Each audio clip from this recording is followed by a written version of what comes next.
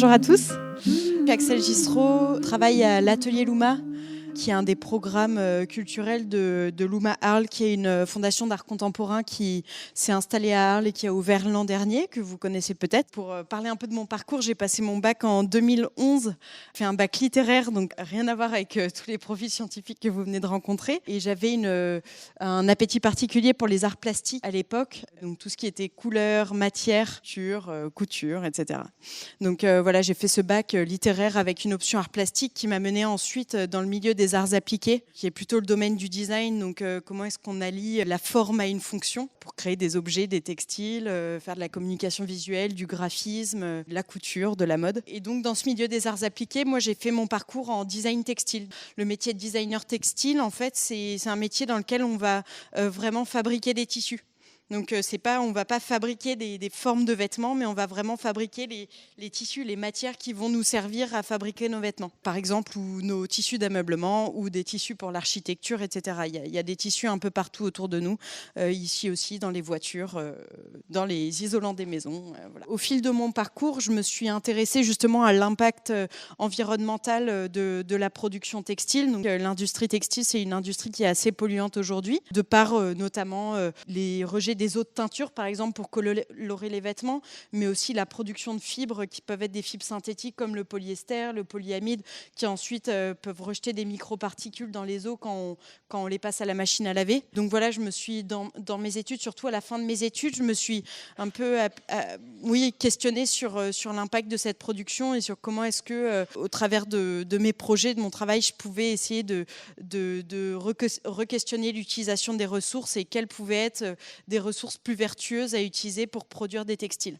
J'ai atterri à l'Atelier Louma, au sein duquel j'ai ouvert le pôle, le département textile. Donc en fait, l'Atelier Louma, c'est un laboratoire de recherche en design où on développe des matériaux à partir de ressources naturelles de la région, donc principalement de Camargue et autour du Rhône. Et donc, on est une équipe à la fois d'architectes, de designers produits, de designers textiles.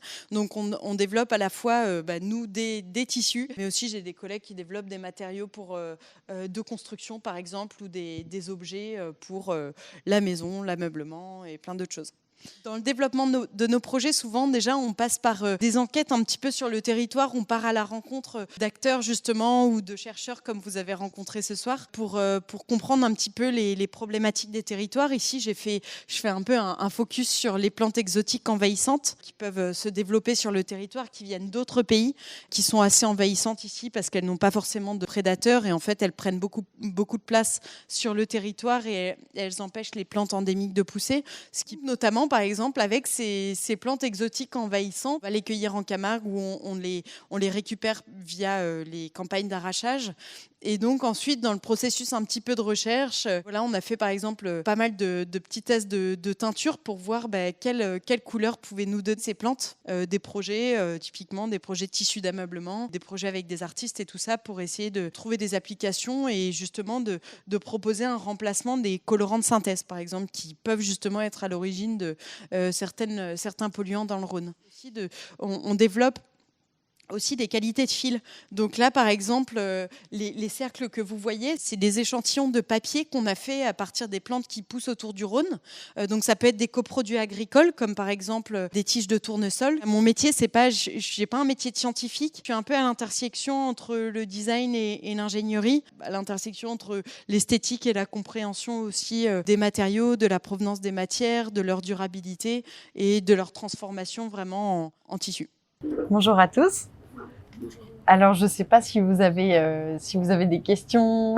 L'École nationale supérieure de création industrielle à Paris, où là, je me suis vraiment spécialisée en design textile et en tissage maille couleur. Vraiment, on a appris la construction textile, donc comment passer d'un fil à un tissu, comment s'entremêlent les fils entre eux pour construire un textile et selon les techniques de construction, on obtient différentes propriétés du tissu, différents touchés, différentes esthétiques. Ça, c'était un peu mon parcours.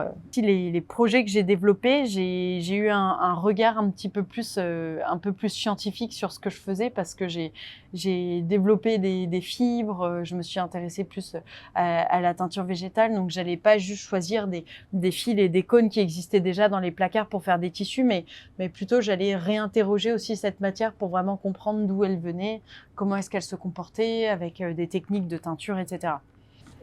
Et alors, est-ce que vous pouvez nous dire un peu plus sur les couleurs qu'on peut obtenir avec ces plantes invasives, un petit peu de détails peut-être, Ouais. ce qu'on arrive à faire avec l'horrible Baccharis par exemple. Alors, avec les plantes invasives qu'on trouve en Camargue, donc je sais pas déjà si vous savez ce que c'est vraiment les espèces exotiques envahissantes.